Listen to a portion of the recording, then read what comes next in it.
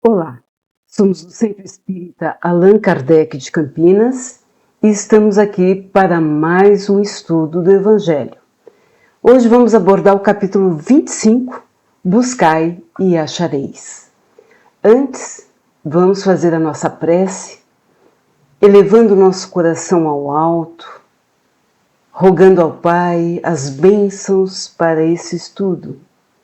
Estamos aqui, Senhor, de coração aberto, humildemente pedimos que nos ajude a entender as palavras do Mestre Jesus e que possamos aproveitar ao máximo do seu ensinamento para colocar em prática em nosso dia a dia e cuidar assim da nossa evolução moral.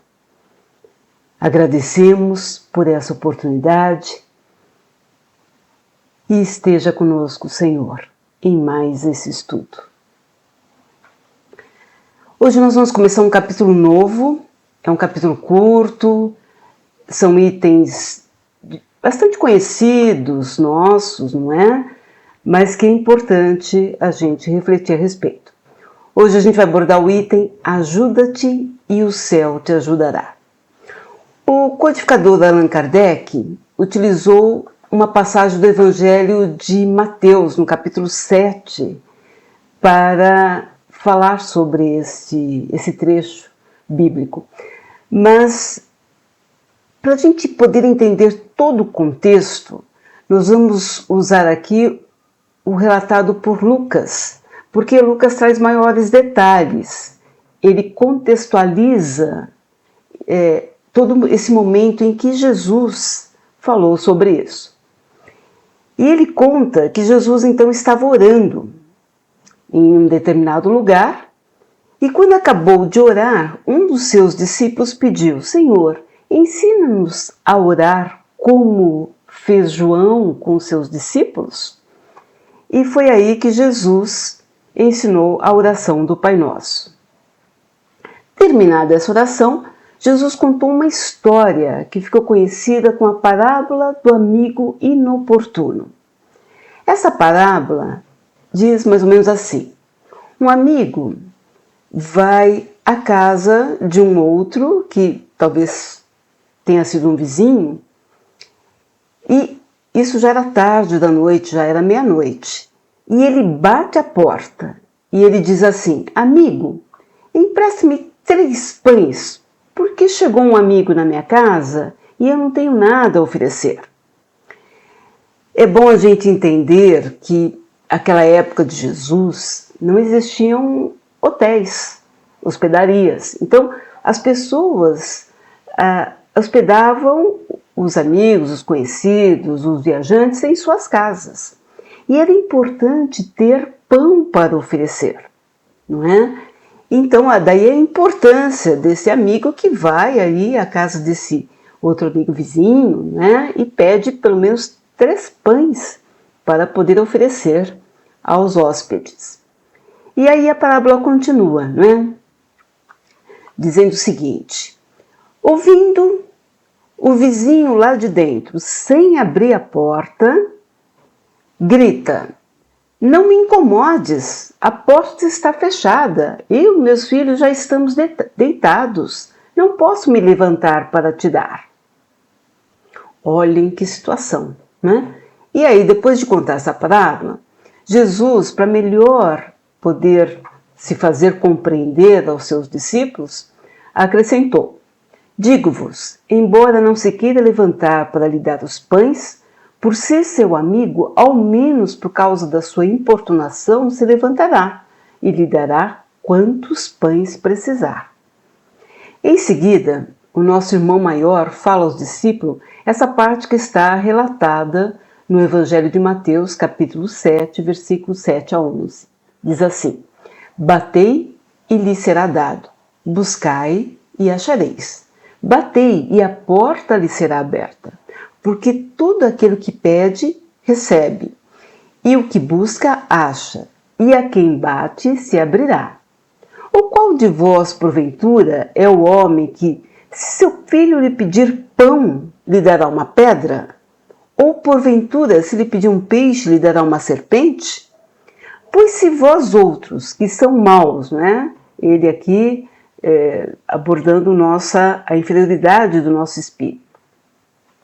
Pois se vós outros, que são maus, sabeis dar boas dádivas a vossos filhos, quanto mais vosso Pai, que está no céu, dará boas dádivas aos que lhas pedirem. Vamos estudar bem esse trecho, refletir a respeito. Primeiro vamos ver o significado de buscai e achareis. Allan Kardec, o codificador da doutrina espírita, diz que, segundo o modo de ver terreno, a máxima buscai e achareis é semelhante a essa outra: ajuda-te e o céu te ajudará. É o princípio da lei do trabalho e, por conseguinte, da lei do progresso, porque o progresso é o produto do trabalho, desde que é este que se põe em ação as forças da inteligência.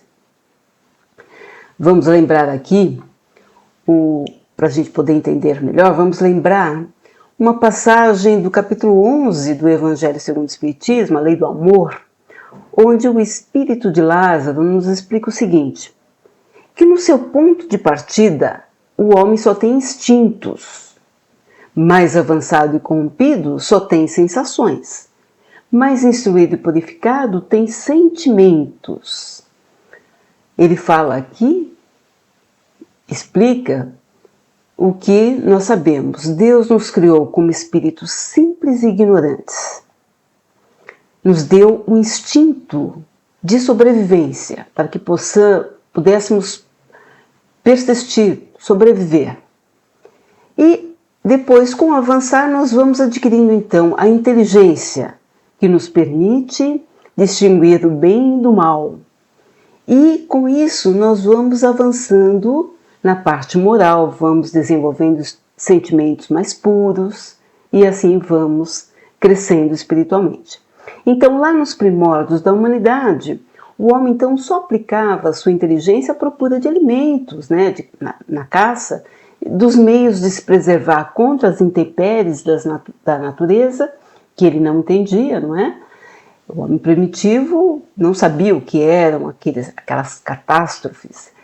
E também para se defender dos inimigos, que eram os animais ferozes.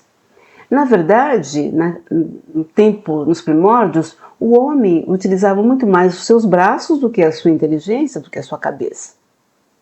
Mas Deus lhe deu o desejo ardente de melhorar. É isso que difere o homem dos animais. É o desejo incessante de progredir. E essa aspiração do melhor é que nos impele às pesquisas, a pesquisa do meio de melhorar a nossa situação, nos levando às descobertas, às invenções, ao aperfeiçoamento da ciência, né? Pois é a ciência que nos proporciona o que nos falta. Graças às pesquisas, a inteligência do homem se desenvolve e não é preciso mais usar tanta força física. Nós mesmos temos o nosso exemplo disso em casa. Hoje nós temos vários eletrodomésticos, micro-ondas, máquina de lavar roupa e tudo mais. Imagina nossas avós, que não tinham nada disso. Elas faziam tudo no braço. Então, hoje, com esse avanço da ciência, nós podemos usufruir de mais tempo para os trabalhos intelectuais. A humanidade conseguiu avançar muito nessa parte material. Nós temos exemplos. E neste período que estamos vivendo, ainda mais, nós estamos testemunhando um avanço muito grande agora com a inteligência artificial e tudo mais. Mas o progresso que cada homem realiza individualmente durante a vida terrena é muito insignificante. E num grande número deles é até imperceptível. Nós não conseguimos evoluir tudo numa só encarnação. Como então a humanidade poderia progredir sem a pré-existência e a reexistência da alma? Sem a reencarnação? Se as almas deixassem a Terra todos os dias para não mais voltar, a humanidade se renovaria sem cessar em entidades primitivas, começaria tudo de novo. E teriam tudo a fazer, tudo a aprender, porque é importante a gente entender que quando nós desencarnamos, nós levamos todo o nosso conhecimento, e esse conhecimento é indelével, ninguém apaga. E quando nós reencarnamos, nós trazemos este conhecimento. Às vezes ele fica ali, escondidinho, mas na hora oportuna este conhecimento vem em forma de intuição e nós conseguimos, inclusive, dar solução a problemas e nos desenvolver ainda mais. Então, não haveria razão para que o homem fosse mais adiantado, não é, do que nos primeiros tempos do mundo, pois que a cada nascimento o trabalho intelectual teria que recomeçar. Se as almas deixassem a Terra todos os dias para não mais voltar, a humanidade se renovaria sem cessar com as entidades primitivas, que teriam que tudo de novo a fazer, a aprender. Não haveria razão, portanto, para que o homem de hoje fosse mais avançado que o dos primeiros tempos do mundo, pois que para cada nascimento o trabalho intelectual teria que recomeçar. A alma voltando, ao contrário, com seu progresso já realizado e adquirindo cada vez mais experiência, vai assim passando gradualmente da barbárie à civilização material e da civilização material à civilização moral. Esta é a obra da criação. Prova desse progresso evolutivo, né, gente, são as crianças de hoje.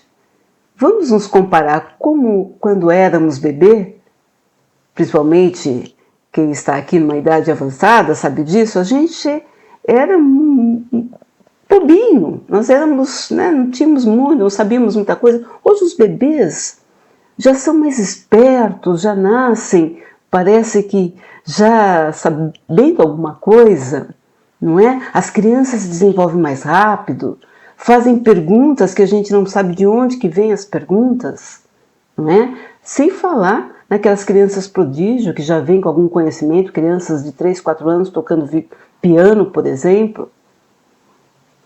O que é isso? Nada mais do que o conhecimento de vidas passadas que vem à tona. Então, satisfeitas as necessidades do corpo, vêm as necessidades do espírito. Após o alimento material, necessitamos do alimento espiritual. Na história da humanidade, é assim que o homem passa, então, da selvageria à civilização. E percebam que hoje nós não temos tantas selvagerias como naqueles tempos antigos. Hoje nós repudiamos qualquer ato de crueldade, não é? Agora, vamos esclarecer um outro ponto do Evangelho. O que diz, ajuda-te e o céu te ajudará. Ajuda-te como?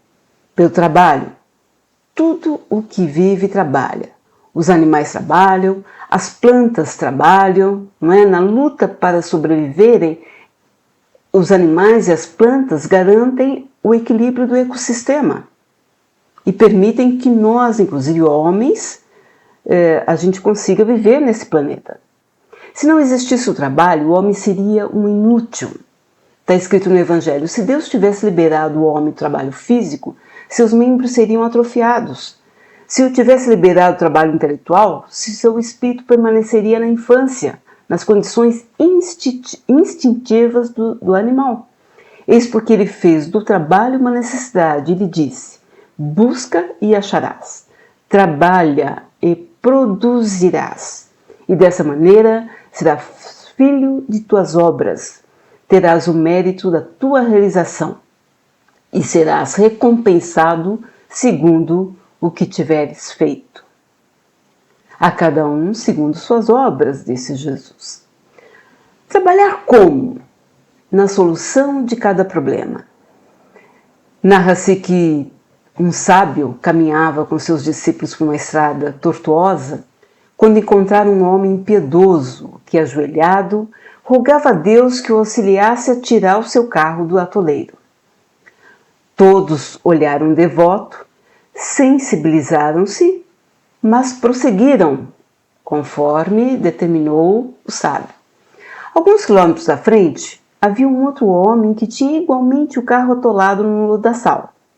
Esse, porém, esbravejava, reclamando, mas tentava de todo modo liberar o carro, se esforçava. Comovido, o sábio então propôs aos discípulos ajudá-lo. Reuniram-se todas as forças e conseguiram retirar o transporte do atoleiro. Após os agradecimentos, o viajante pegou seu carro e foi embora. Aí os aprendizes, surpreso, indagaram ao mestre: Senhor, o primeiro homem orava, era piedoso e não o ajudamos. Este que era rebelde e até praguejava, recebeu nosso apoio. Por quê? Sem perturbar-se, o nobre professor respondeu: aquele que orava aguardava que Deus viesse fazer a tarefa que a ele competia. O outro, embora desesperado por ignorância, empenhava-se merecendo auxílio. Aí, essa história, ela ilustra bem, né? Uma das características lamentáveis do ser humano, fruto da sua imaturidade, é a tendência ao acomodamento. Muitos de nós costumamos agir como o primeiro viajante. Diante das dificuldades que nos parecem insolúveis, nos acomodamos, esperando que Deus venha fazer a parte que cabe a nós, não é? E assim a gente pede e queremos ser atendidos sem nenhum esforço. Queremos ver os obstáculos retirados da nossa frente, do nosso caminho, por mãos invisíveis, esquecendo que esses obstáculos, em sua maioria, muitas vezes foram colocados por nós mesmos. É resultado da nosso descuido, né? Da nossa inferioridade espiritual. Agora, para progredir, o homem tem necessidade de adquirir experiências à sua própria custa, está escrito no Evangelho. É por isso que os espíritos sábios, sempre prontos a nos aconselhar, nos entregam as nossas próprias forças. Eles respeitam o nosso livre-arbítrio e a nossa necessidade de aprender com as experiências, não é? Cada instrutor hábil faz com que seus alunos se esforcem. Nas circunstâncias comuns da vida, os nossos protetores espirituais nos aconselham pela inspiração e nos deixam, assim, todo o mérito do bem, como toda a responsabilidade pelas nossas más escolhas. Temos o livre-arbítrio e temos que ter responsabilidade sobre o que nós fazemos. O Evangelho diz: caminha e chegarás, encontrarás pedras em teus passos, olha e tira-as tu mesmo. Precisamos ter proatividade, só assim nós vamos aprender. Sempre saímos mais amadurecidos depois de toda experiência, mínima que seja. Ainda mais aquelas mais difíceis. Por que será que um problema nos parece muito maior quando nós somos jovens do que quando temos uma idade mais madura? Por quê? Porque as experiências vão nos calejando, vão nos dando fortalecimento de estrutura para aguentá-las. Então, daí a importância das experiências. Não sabe que só merecemos as graças do céu na medida em que formos evoluindo? E não tem caminho fácil, não tem atalhos. Né? Do ponto de vista espiritual, quando Jesus diz buscai e achareis, ele quer dizer o seguinte, está no Evangelho: pedi a luz que deve clarear o vosso caminho e ela vos será dada. Pedi a força de resistir ao mal e vós as tereis. Pedi a assistência dos bons espíritos, e eles virão ajudar-vos. E como anjo de Tobias, eles vos servirão de guias. Pedi bons conselhos, e jamais vos serão recusados. Batei a nossa porta, e ela vos será aberta. Mas pedi sinceramente, com fé, com fervor e confiança. Apresentai-vos com humildade, e não com arrogância. sem o que sereis abandonados a vossas próprias forças, e as quedas que sofrerdes serão a punição por vosso orgulho. É este o sentido do buscai e achareis, batei e vos será dado. Entretanto, a gente pode pensar, então por que nem sempre recebemos o que pedimos? Não é? Se é buscai e achareis, batei e vos será aberto, por que nós não recebemos? Importante refletir a respeito. Vamos pensar. Já imaginaram se Deus atendesse a todos os pedidos de toda a humanidade ao mesmo tempo? Vamos pensar. Podemos atender a todos os pedidos que os nossos filhos nos fazem? Podemos atender aqueles pedidos absurdos que eles fazem? As coisas que a gente sabe que não são boas para eles, nós daremos? Então, Deus, quando Ele nos ajuda, Ele sabe exatamente aquilo que nós precisamos. Às vezes, quando algo ruim acontece, é Deus ajustando os nossos caminhos. E a gente só consegue entender isso quando a gente olha para trás e liga os pontos. Porque naquele momento em que nós estamos passando por aquilo, nós realmente não entendemos. Mas depois que a gente passa, a gente olha e fala, realmente aquilo foi melhor para nós. Temos certeza disso. Tem aquele texto do autor desconhecido, que vocês já devem conhecer, é muito comum se falar nesse trecho do Evangelho, mas que é bom que a gente repita porque ele é muito verdadeiro. Diz assim, eu pedi força, Deus me deu dificuldades para me fazer forte. Eu pedi sabedoria, Deus me deu problemas para resolver. Eu pedi prosperidade, Deus me deu cérebro e músculos para trabalhar. Eu pedi coragem, Deus me deu perigos para superar. Eu pedi amor, Deus me deu pessoas com problemas para ajudar. Eu pedi favores, Deus me deu oportunidades. Eu não recebi nada do que eu pedi, mas eu recebi tudo de que precisava. É importante saber que só recebemos o que for de real interesse para o nosso progresso espiritual. Aquilo que pedimos por acharmos que é bom para nós, talvez não seja. Deus é que sabe o melhor para nós. Agora, um ponto importante. Mesmo nossos desejos não sendo atendidos, receberemos sempre uma resposta às nossas preces, ao nosso coração aberto para receber as inspirações dos bons amigos, sempre vai nos dar um conforto e uma consolação. A prece, quando nascida de uma fonte sincera, nos auxilia a combater os pensamentos negativos, nos colocando em sintonia com o plano maior, nos ajudando no nosso equilíbrio psíquico e espiritual. O pensamento elevado é o antibiótico da alma. O pensamento elevado é o antibiótico da alma. Isso nos fala o Espírito Augusto, numa psicografia de Cleiton Levi, no livro Saúde e Espiritualidade, da nossa editora Allan Kardec. Além da prece, devemos também procurar fazer alguma atividade, porque quando nós estamos necessitados de ajuda, é dando que se recebe. Já nos falou o São Francisco de Assis, não é? É dando que se recebe. Então, nós temos que fazer por merecer. Ajuda-te e o céu te ajudará. Esta é a mensagem do nosso Evangelho de hoje. É uma mensagem de esperança e de, sobretudo, de atitude. Vamos refletir e internalizar. E para finalizar esse estudo tão importante do Mestre Jesus, vamos então fazer uma prece de encerramento e uma vibração. Senhor, agradecemos imensamente por essa oportunidade de refletir sobre as palavras do Mestre Jesus. Obrigada por estar conosco, Senhor, por nos ajudar nesse entendimento